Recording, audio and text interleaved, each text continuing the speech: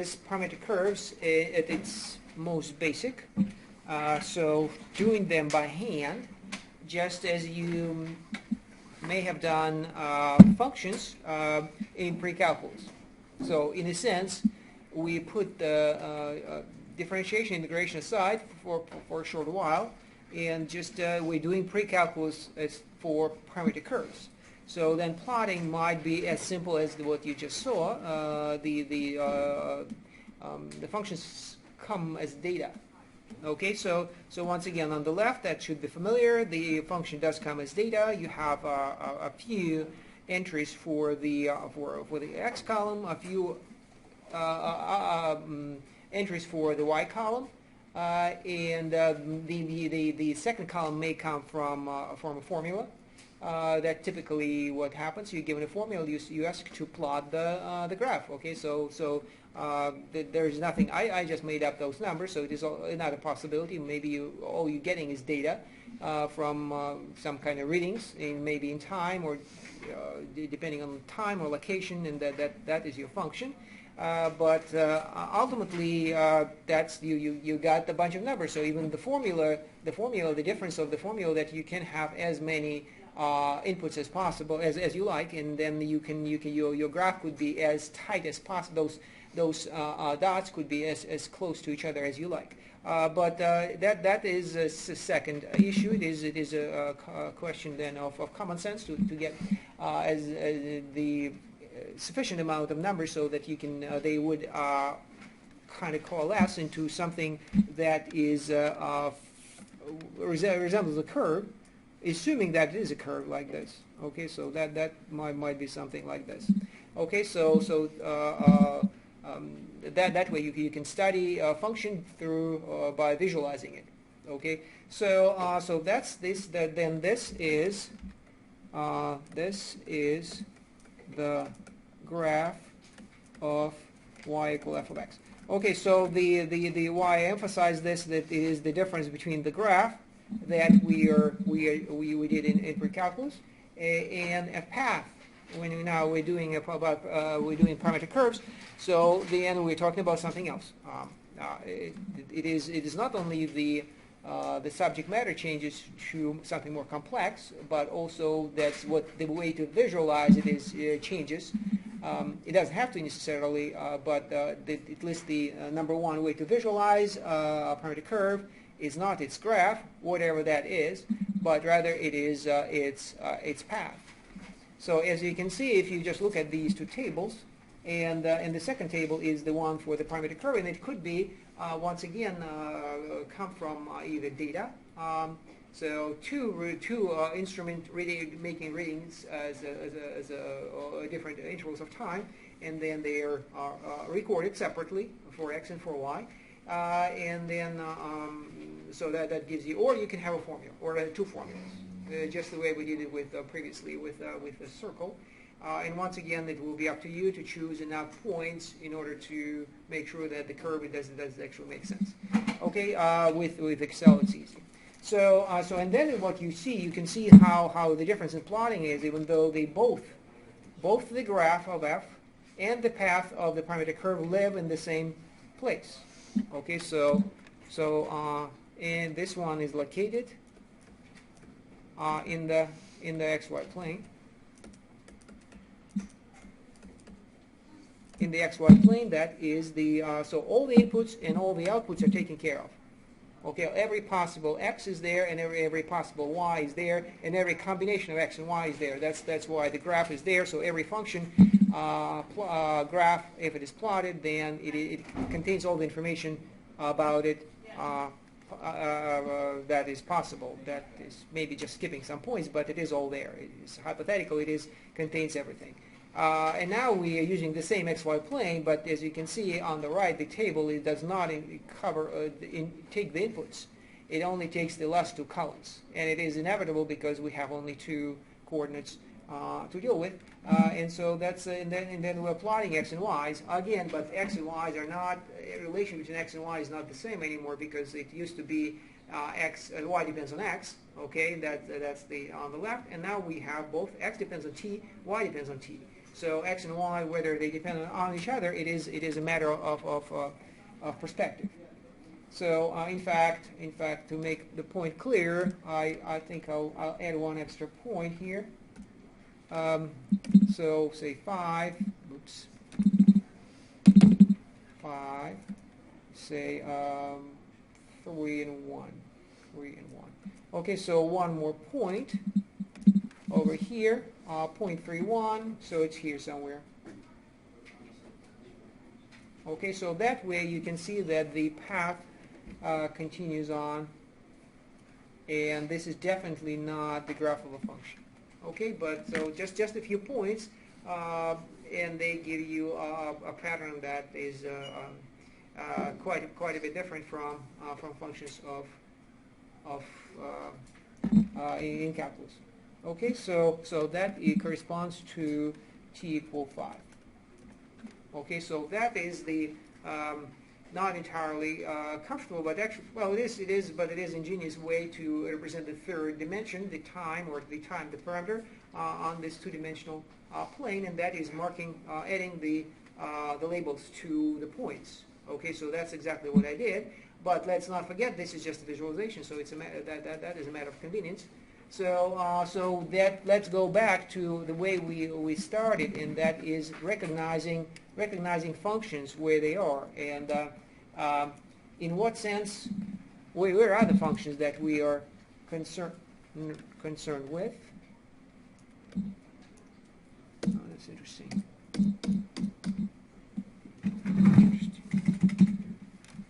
So let's try this.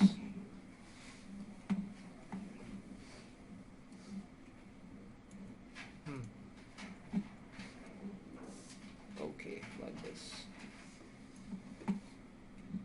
So that is the data, but it can be interpreted in a slightly different way, the way we did, and that is x and y separate from each other. Oops. Like this. Okay.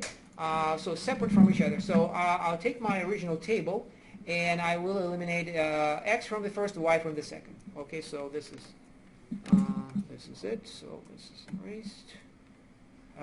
Y is erased. Now let's try to do it this way. And here I erase x. So the data is actually this. If you really want to be careful, that this is what I'm looking at is in fact the parametric curve. So two functions that seemingly have nothing to do with each other except for the same input. Okay, so this is taken together. This is the parametric curve. Two functions of the same variable, and then as we did with spreadsheet, I could use this data and plot these two separately, and these are now functions. Okay, two functions, and they together make up a parametric curve, and I could plot these two separately in the manner of the way I did with before on the left, nothing but the graph of a function of one variable. Okay, so I'm putting t here and x there. I'm plotting, putting t here and y there. Okay, so I could certainly do it fairly quickly. 1, 0, 1, 2, 3, 4, 5. 1, 2, 3, 4, 5. So my points will be, so the first point is 0, 1. Okay, 0, 1. While the second is 0, 0. Okay, then it is for the function axis, it is 1, 2, 1, 2 over here, and that one is 1, 0. Okay, then I go with the red, it is 2, 2 over here, and 2, negative 1 over there. Okay, and then 3, 3, 3, 3, and 3, negative 1. Negative 1. Actually, probably, let me make the point clear that I'm plotting these pairs. So I'm plotting this pair I just did. Okay, that's the orange point. then the green point, the two green points are these. Then I have my two red points separately on these two planes.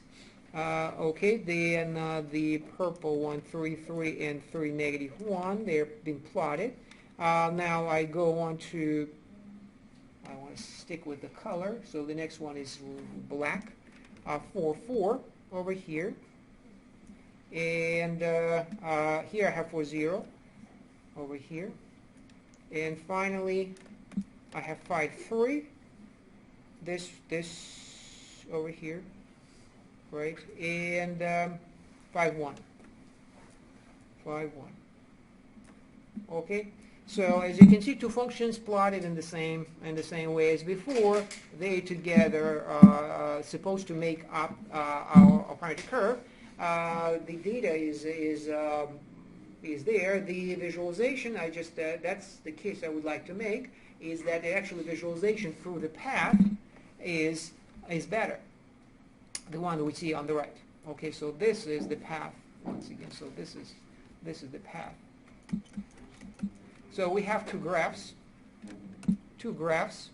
Yeah. So these are graph of y equal, not y equal, but rather x equal f of t, and this is also graph of y equal g of t. Remember, that's what the parametric curve is: two functions, both of t. And they're plotted here, but it is two separate graphs, so the relation between x and y is unclear, and it is not, if you are trying to understand what the kind of dynamics you are facing, and how x behaves relative to y, then you would have to look at them simultaneously and sort of move your fingers from left to right, one finger on the left and one finger on the right hand. Moving and from left to right along the x-axis to see how x is increasing, for example, as the x is increasing while y is decreasing. Okay, so that's somewhere in the middle. That's if you progress from red to purple. As you can see, x is increasing while y remains the same. Okay, and then both of them are increasing, and then one increasing, the other decreasing. So it's a little bit hard, and then you can collect that information into one, and that's what the path is for. Okay, so you can see this if you plot nothing but x's and y's, then you really can see how they behave together, and they especially it is revealing if there is an actual curve produced by this operation, and it invariably does when you have things such as a formula, or even if you have some kind of physics that creates the parametric curve. Then it is typically a curve simply by design. Okay.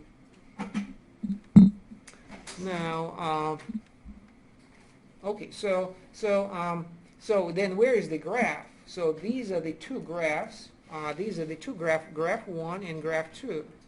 So that is certainly the way to look at it. But once you move on to high dimensions, you're going to have x, y, and z. So there will be another one here, number 3, possibly. That's just for the physical space, which is three-dimensional. But you can imagine that there might be, if it is a man-made space, then there will be higher dimensions. And then visualization becomes harder and harder, and then it is pays to long term to think of parametric curves as still functions, and functions. Then we have to point out input and output, and we already did. So that table on the right is in fact interprets the parametric curve as a function, one single function. It's just the output of that function is not a number anymore. It is a point. So the inputs remain numbers. So t's are numbers. Okay, but these are points. So the outputs are points. So it is a more general kind of abstract view of functions, which says that inputs, outputs could be any entities of any nature, and in this particular case, we are moving on from big time from one numbers and numbers. That's calculus 1 as well as pre-calculus. Is that the inputs are numbers, outputs are numbers, and we are not going to be doing that anymore because, well, let's face it, there are just so many variables. Okay, so that's the big main idea. So this is, if I want to make a little bit of a diagram. So like this. So parametric curves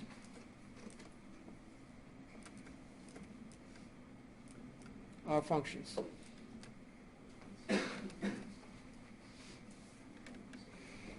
Okay, so we think of functions as kind of a black box machine that takes the input and produces the output. Okay, so this is a function f, and that's, like I said, the input could be any number, and output could be any number, but they could be something else, and it could be like if you want specific examples, you could have correspondence between, say, a function from the, say, senators, from the Senate, the list of people on the Senate. That would be the input. The output will be the state they represent. Okay, so it is a function as long as the only thing that required from such a correspondence to be a function is that for every input there's only one output. So there should be no variability in that sense. You cannot have two possibilities. So if one input, you cannot have this. You cannot have two outputs. Output 1, output 2. Okay, so this is not allowed. Otherwise, it could be anything.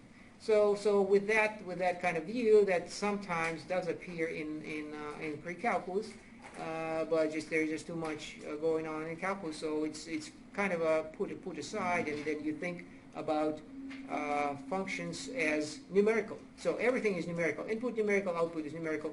But that long term it cannot survive.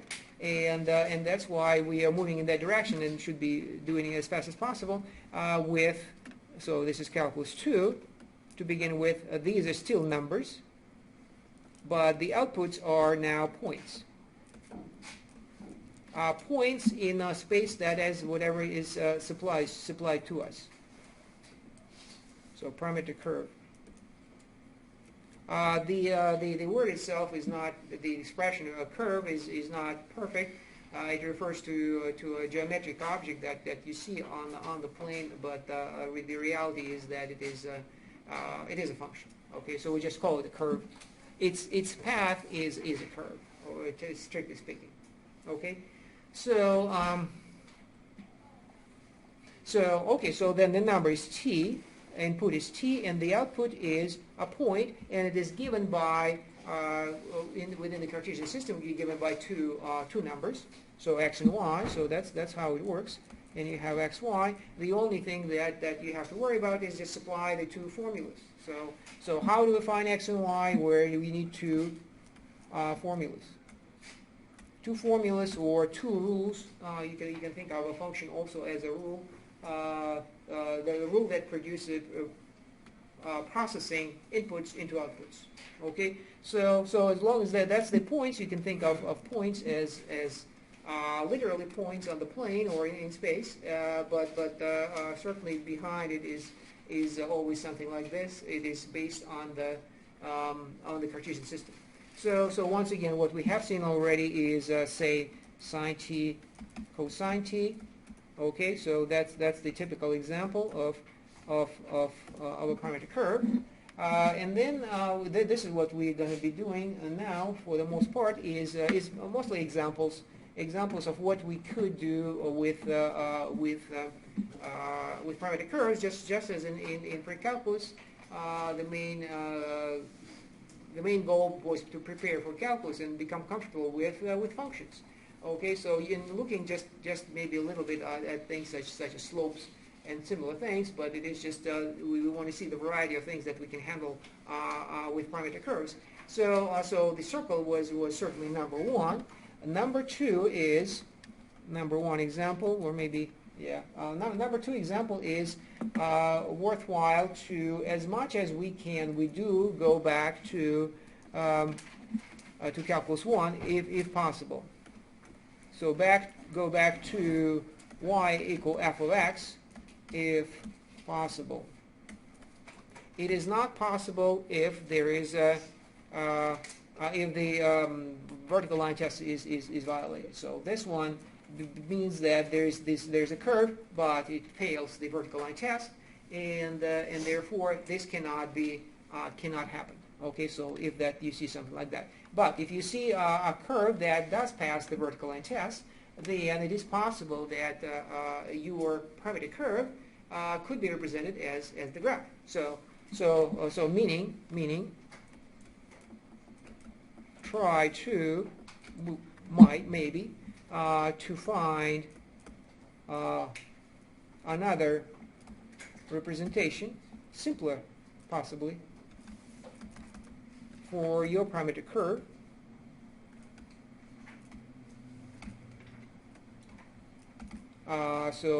Say x parametric curve is x f of t y g of t. That's your parametric curve, and then what you want to try to represent it is instead as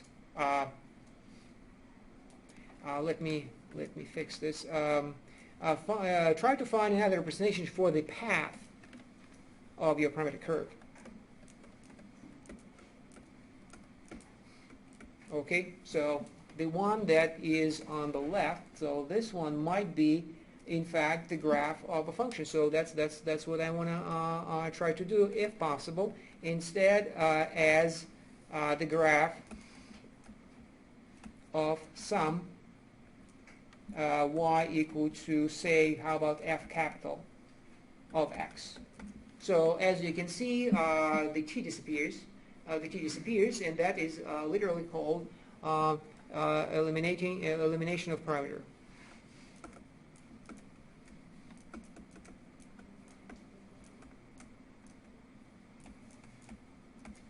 Okay, so parameter being t is the parameter, and you might want to eliminate it through algebra, if possible. And we already did once, so it's once again the circle. It doesn't work out for the circle as easily because it didn't work out, but we ended up with an implicit curve. But you can imagine a graph of similar nature. So say I have once again x equal cosine t, y equals sine t, and if we limit ourselves to x, rather y positive. Okay, if y is positive, then we are having just upper half of the circle, and we could eliminate the parameter. And once again, as we did it last week, we eliminate the parameter, use the Pythagorean Theorem. So we have square cosine and sine, so x squared plus y squared is equal to cosine squared t plus sine squared t, and it is equal to 1 according to the Pythagorean Theorem. And you can solve for y, and you have your equation, right? So y is equal to square root of 1 minus x squared. Okay? So whenever it is possible, which is easily, you can imagine that it's not like that picture at the top, it does violate the vertical line test. There is a chance that you can certainly try to, the way I just did, you can try to cut it like this. You can, to eliminate that violation. Okay, so as you can see, the way I did it, I may have cut it into two pieces. This one satisfies the vertical line test, and that piece also satisfies the vertical line test, just the way I did it with the previously with the circle. I could treat the two separately, and then I could cut it in half by the horizontal line, so that each piece of that half of the parametric curve does satisfy the vertical line test. And then there is a chance that you can carry out some kind of algebraic operation that would eliminate the t from consideration. Then you have a function, and then everything that we have learned in calculus 1 especially, will come in, and so differentiation, integration, areas, whatever velocities will be all applicable. Well, actually not especially velocities, because if you think about velocities, once you realize that your t is time, or if it is time, then you cannot really speak of say dy dx is not a velocity anymore, because velocity is the rate of change of location with respect to time, and if x is not time, then this is not velocity, but it will give you the tangent line. Okay, so any tangent line could be found this way, like this, if you start with cutting. Okay, so that is one angle, and the other one, you can go the other way around too, and that is even just as important. So the other way, given a function y equal f capital of x. So it has a graph on the xy plane. Now, parametrize it.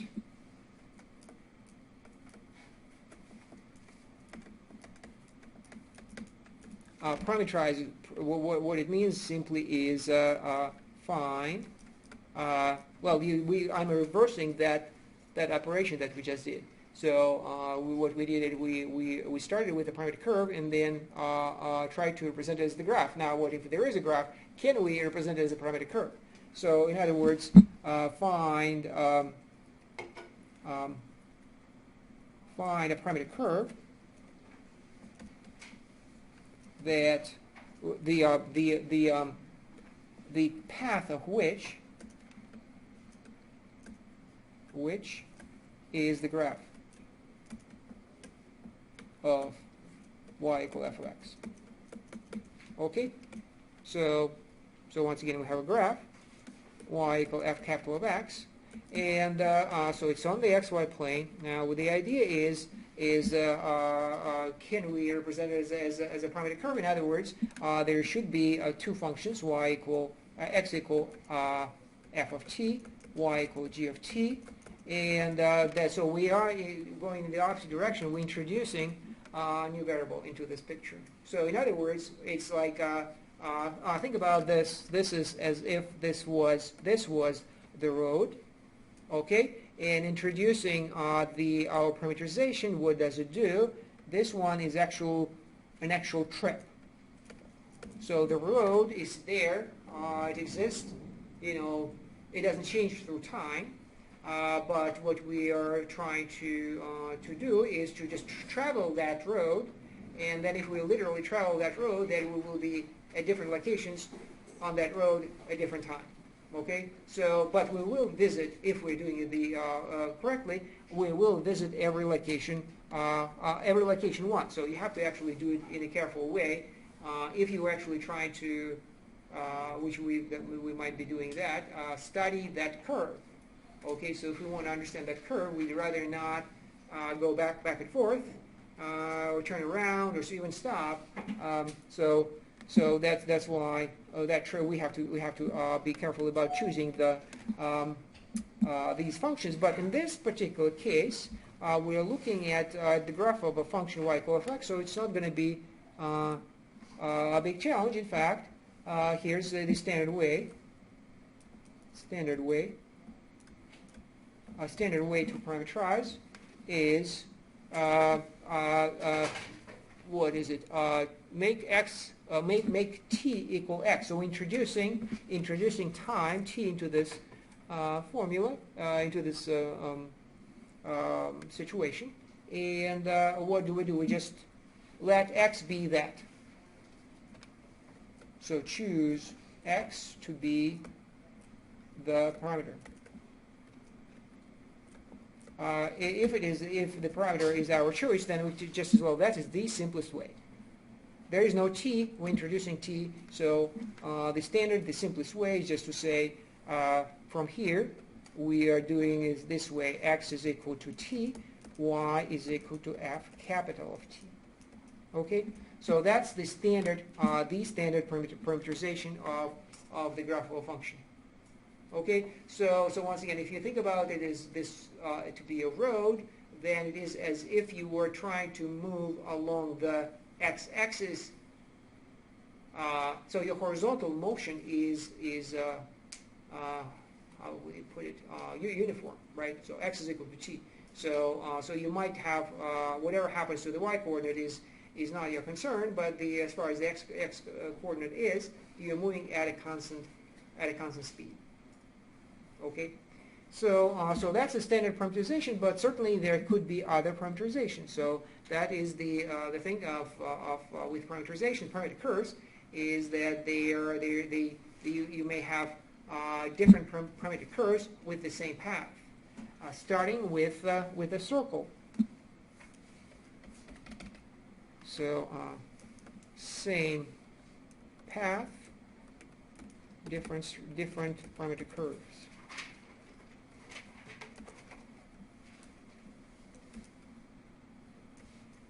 Okay, so let's do the circle. So the standard one is this cosine tyt, radius 1. Okay, so once again, the motion interpretation of parameter curve helps if you want to think of other parameterizations of this of the circle. For example, how about we go twice as fast? So if t is time, so we can consider the same road, the circular road, but go along it twice as fast.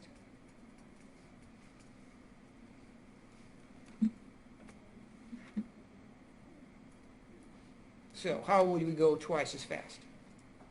What should we do with these formulas in order to move along that circle twice as fast?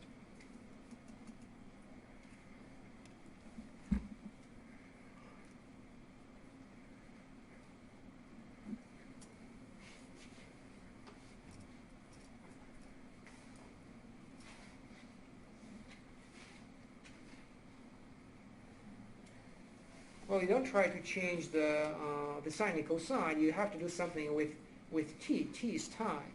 So how do you make it go twice as fast?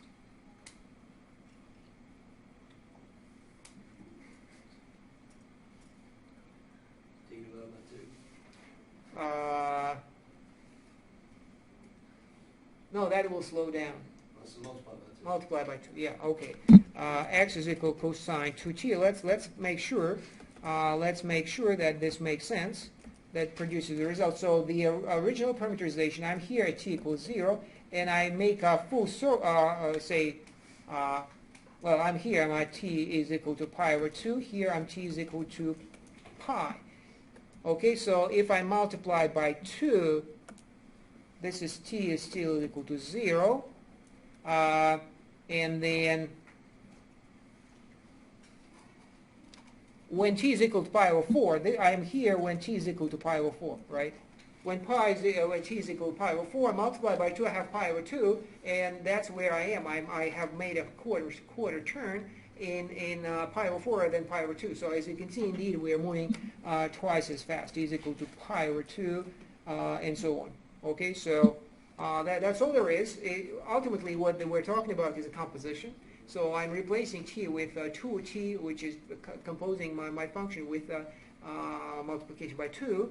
And the end result, that changes how the time flows. And this way it flows twice as fast. So if I divide by 2, it was to flow twice as slow. Okay, so what else can we do with the, how else can we move through, let me write it out. So twice as fast here. Twice as slow. X is equal to cosine t over 2. Y is equal to sine t over 2. So twice as slow, or half as fast. What else can we do? How about, well, what are we going to do if I want to change the time. I want to have the same path, but I don't want to leave the 0 at time t equals 0, but how about I want to start at 1? So t equal 1 here, and then I move in the exact same manner.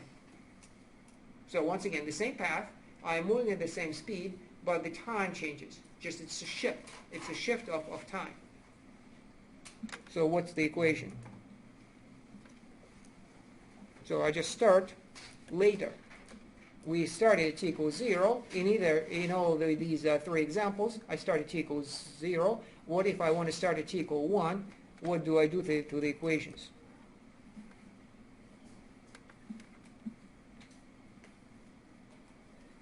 Once again, I keep sine and cosine because that is what makes it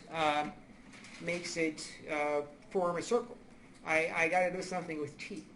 Don't you just add 1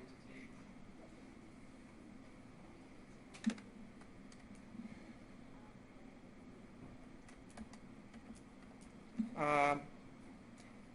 Look at it. When t is equal to 1, where am I? I'm not in the right place, so what do? I subtract 1, right? So that way, am I right? Yeah, so if I subtract 1 here, then at time t equal 1, I am at the original point where everything starts here, okay? So a shift of along the t-axis. T minus 1 gives me that shift. Okay, so one more example of a different parameterization, and that is, how about backwards?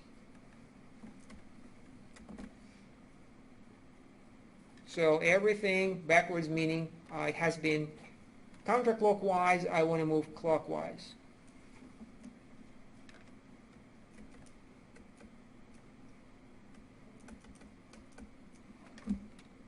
What do? Negative t. Negative t does the job. So it is almost literally reversing time. Make it flow in the opposite direction. Okay. Okay. So these are. There's one more. There's one more, and that is, how about acceleration? So not acceleration. I don't want to actually compute acceleration, but suppose I'm moving faster and faster. So like this. So suppose these are equal. Oh no, I'm slowing down. I'm sorry, I'm slowing down. So slowing down. So this, and then more every time I move more and more.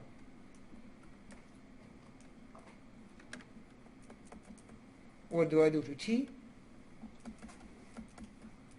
Just raise it to the power? Yeah, t squared.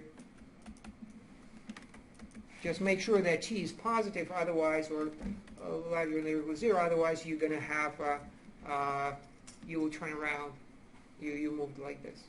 Okay? So all of these give us possible parameterization of the circle, but let's pick an even simpler example, and that is straight line.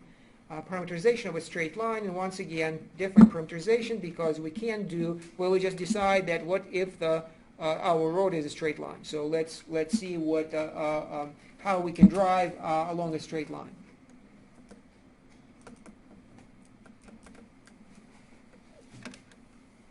Along a straight line like this. So x, y axes are here somewhere, and then we have a line, and we certainly know how to represent lines. And that is, it could be a starting point, but remember that, so it is, you remember y equal mx plus b, slope y-intercept form, or y minus y naught is equal to mx minus x naught. That's point slope form. If we are passing through this point x naught, y naught, in either case, m is the slope. Okay, so this one like this, and this is my b. So this certainly is better one. It is more flexible. Whatever point you are passing through can be then taken care of. The problem with this, now the same problem as with other graph of a function. This is a graph of a function. I mean, I can solve for y and I have my function. The problem is no vertical lines. This representation cannot be a vertical line. So the same problem that we faced elsewhere, we forced to use the parametric curves, because if we want to move in a particular direction, there we might violate the vertical line test. Even though why is it important? Because you're moving on a surface and there are no axes. There is no Cartesian system, so you're supposed to be able to move in any direction you want and turn around and cross your own path and so on.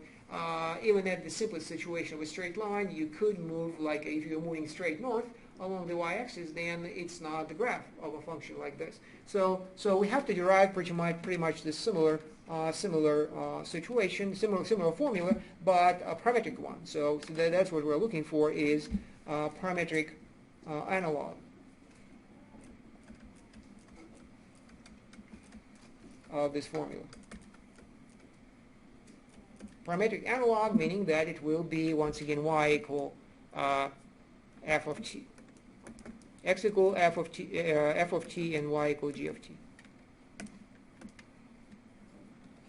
Okay, so this is what we need to find, and but we're just supposed to move us along a straight line. So the idea is, think of motion again. So motion. And motion, straight motion, okay? So it means that there are two things to define such a motion. It would be the initial point and the direction, okay? So the initial point, we already know what it is. That has been chosen already, x naught, y naught, so that point is already given. And then we are moving in a particular direction. What does that direction? What is that direction? What is that direction determined by? And it could be determined by m, except, well, this would be determined by m, but this will not. Okay, so x and y has got to be symmetric with respect to each other. So number 2 is the direction. Okay, so instead of just defining it with one number m, there will be two numbers, say m and n. Okay, so in other words, what are these? These will be the velocities. The velocities with respect to x and y.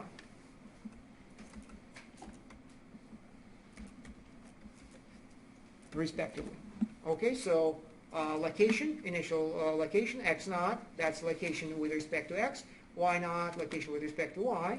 Okay, so like on the xy plane, the xy plane is still there, the Cartesian system is still there for us to be used, but we do not rely on dependence on y on x. Okay, so that is the idea. The rate of change, or the velocity with respect to each of the variables, are given two numbers in addition to the two numbers that give us the initial point. And then we just combine them together based on this description.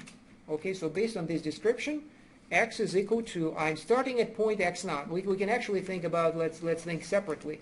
We think about x separate from y. Okay, so x is equal to initial location plus what? At every unit of time, I move m units forward. So what is it?